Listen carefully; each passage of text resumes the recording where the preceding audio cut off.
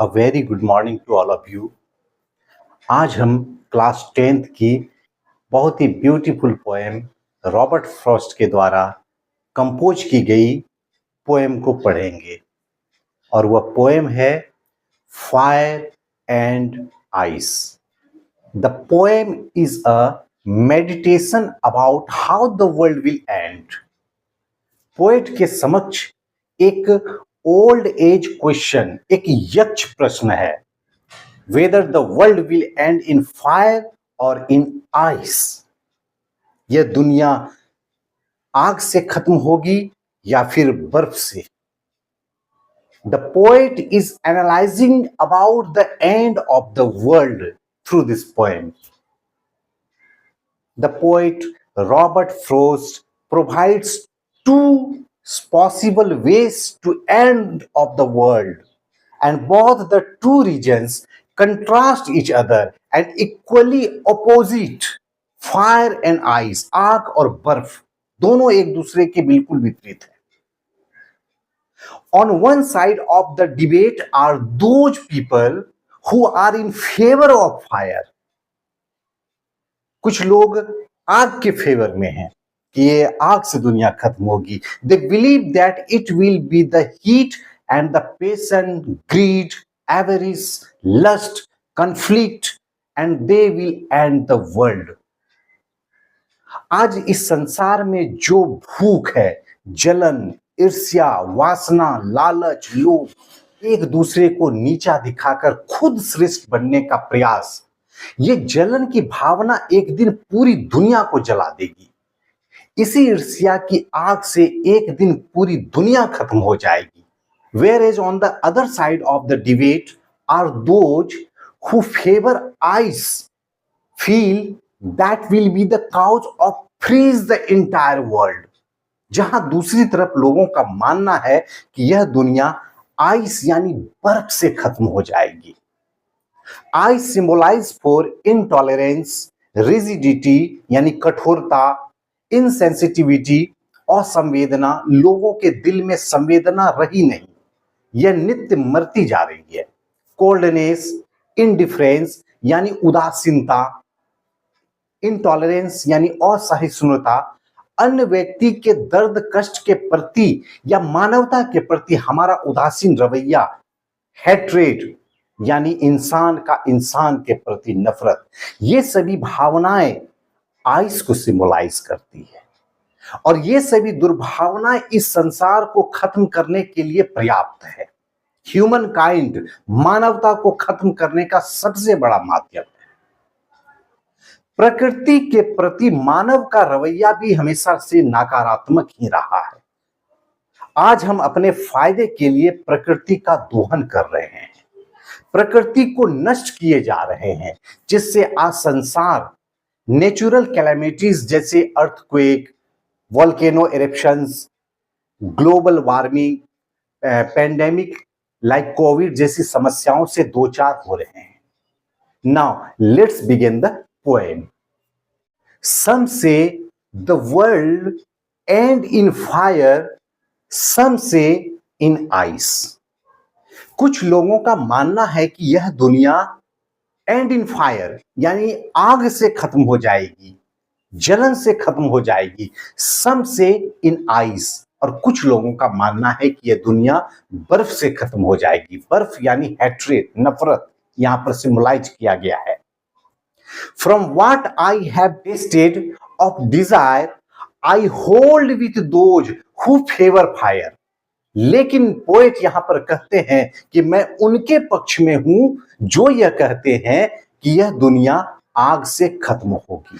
Frost is providing a powerful statement on the subject of desire, grid and jealousy. ये इच्छा, सब कुछ प्राप्त करने की इच्छा, हर चीज हमारा हो, ग्रीड ये लालच, ये जेलसी यानी कि एक ईर्ष्या की भावना, एक जलन की भावना।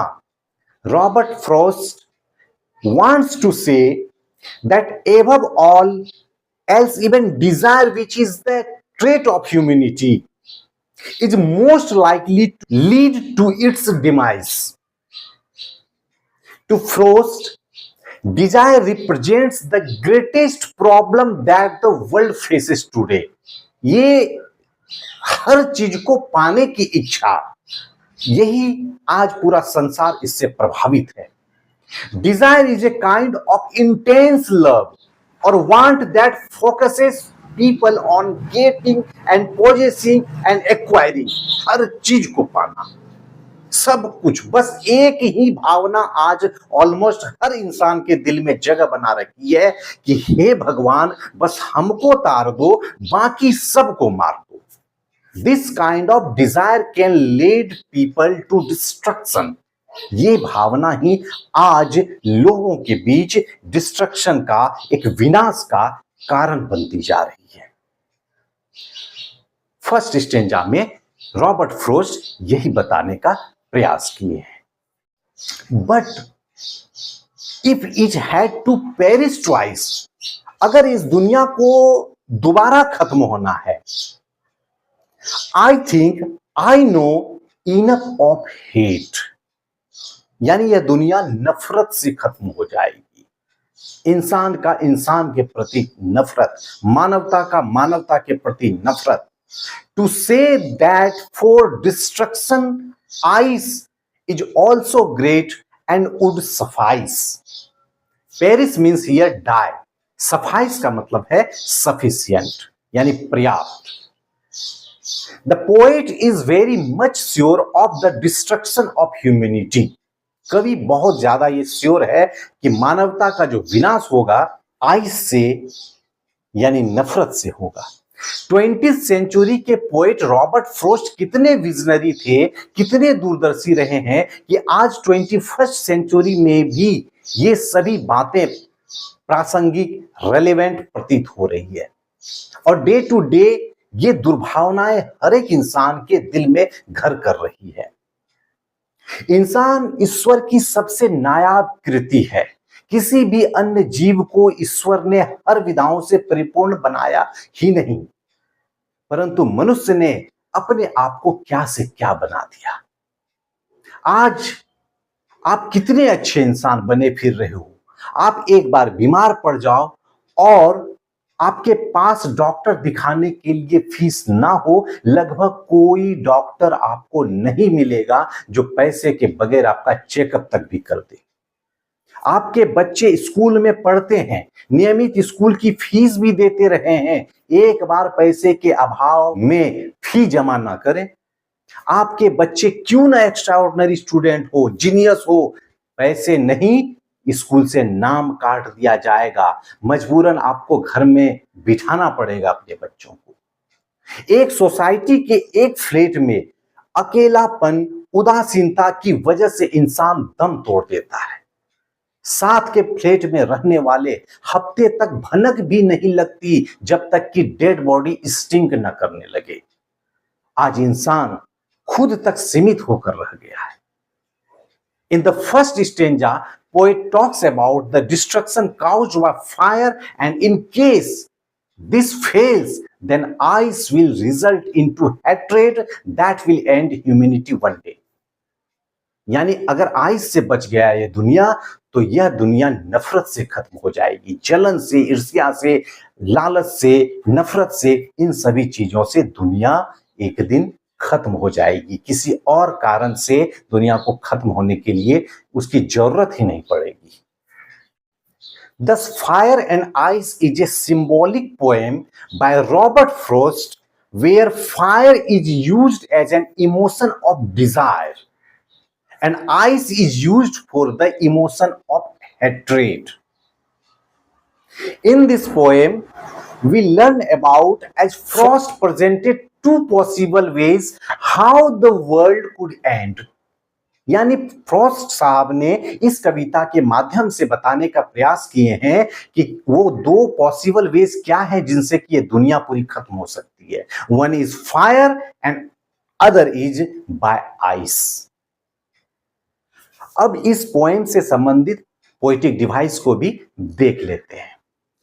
सबसे पहला, फायर एंड आइस, इस पोएम का राइम स्कीम है ABA ABC BCB। दूसरा एलिट्रेशन। एलिट्रेशन का मतलब होता है repetition of same sound closely, जैसे फेवर, फायर, वर्ल्ड, विल, यानी एक ही प्रकार के साउंड का लगातार रिपीट होना, इस फिगर ऑफ स्पीच को एलिट्रेशन कहा जाता है। नेक्स्ट, एनाफोरा का भी इस पोएम में इस्तेमाल किया गया है। एनाफोरा क्या है? Repetition of a word at the start of 2 और मोर कंसेक्यूटिव लाइन्स, यानी 2 या 2 से अधिक लाइन में जब एक ही वर्ड का रिपीटेशन हो तो उसे एनाफोरा कहते हैं। जैसे some say is repeated at the beginning of this lines, some say world will end in fire, some say in ice. तो ये सम से जो लगातार 2 लाइन में इसका इस्तेमाल किया गया है, इसे एनाफोरा कहेंगे। यानी ये एक पोएटिक डिवाइस है, एक फिगर ऑफ स्पीच है जिसका प्रयोग यहां पर किया गया है। Next figure of speech, next poetic device है एंजाममेंट। एंजाममेंट क्या होता है कि it is defined as a clause, ये एक प्रकार का सेंटेंस होता है that does not come to an end at the one line, एक लाइन में यह खत्म ना होकर बल्कि इसको तोड़ moving over the next line, इसको नेक्स्ट लाइन लाया जाता है।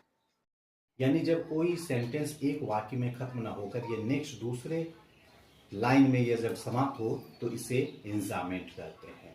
फायर एंड आइस में from what I have tested of desire I hold with those who favour fire, ये 2 लाइन में समाप्त होती है, इसलिए यह एंजाममेंट लिटरेरी डिवाइस है। Next figure of speech is metaphor. A metaphor is a figure of speech that compares two unrelated things, typically by stating that one is another.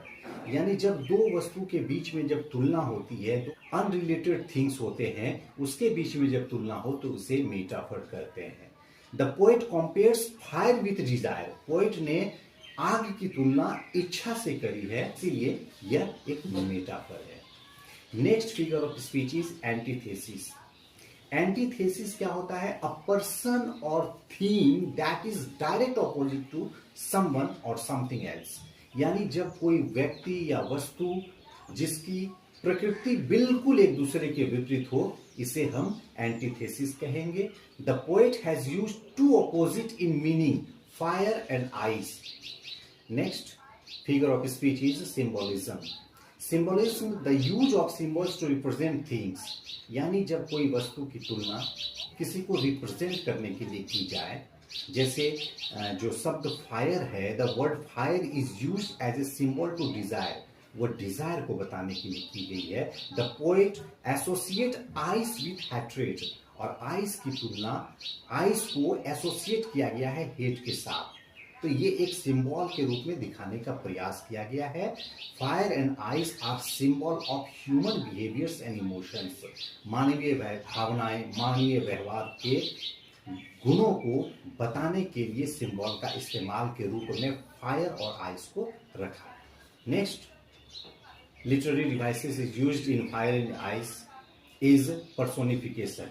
Personification क्या होता है? Give human qualities to inanimate objects, यानी किसी निर्जीव वस्तु में मानवीय गुणों को भरा जाना, उसको दिखाया जाना, उसको प्रदर्शित करना, ये पर्सोनिफिकेशन कहलाता है। The poet is personifying fire by giving it power to destroy anything and everything, यानी कवि फायर को ये एक पावर दे रहे हैं, इतनी मतलब उसमें शक्ति दे रहे हैं कि वह किसी भी चीज को वो डिस्ट्रॉय कर सकता है, बर्बाद कर सकता है। यानी मानव की जो इच्छाएं हैं, जिसकी तुलना आग से करी गई है, वह दुनिया की किसी भी चीज को वह खत्म कर सकता है, इवन पूरी दुनिया को खत्म कर सकता है। There are many ideas about how the world will end.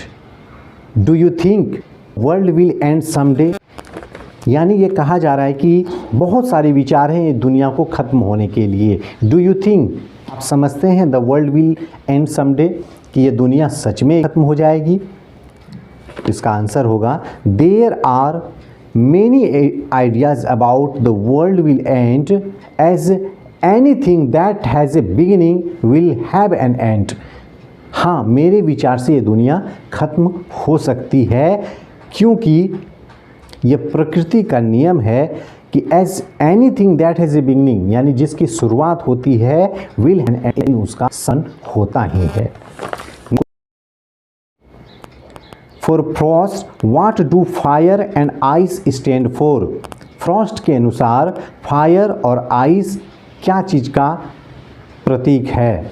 Here are some ideas. तो आंसर इसका होगा fire stands for greed, avarice, lust, conflict and fury, whereas ice stand for cruelty, intolerance, rigidity, insensitivity, coldness, indifference and hatred. Next question, what is the rhyme scheme of the poem? How does it help in bringing out the contrasting ideas in the poem? The rhyme scheme of the poem is ABA, ABC, BCB. The two contrasting ideas, fire and ice, are totally supported by the rhyme scheme of the poem, as different alphabets carries different ideas expressed in the poem. What are two different views about the end of the world in the poem Fire and Ice? यानी यह दुनिया खत्म होगी fire and ice से, तो उनका views क्या है? तो आंसर इसका, the two different views of people regarding the end of the world as fire and ice, that is by desire and hatred, यानी यह सब कुछ पाने की चाह और ये नफरत, इससे दुनिया एक दिन खत्म हो जाएगी। What do fire and ice symbolise in the poem fire and ice? Ice और फायर क्या चीज़ का सिम्बलाइज है? The word fire stand for desire, यानी फायर ये सिम्बलाइज है डिज़ायर का, इच्छा, सब कुछ प्राप्त करने की इच्छा। Ice stand for greed and hatred, और आइस सिम्बलाइज है मानवता के प्रति, हर इंसान के प्रति का एक दिन पूरी दुनिया तक ला देगी, पूरी दुनिया को खत्म कर देगी। What is the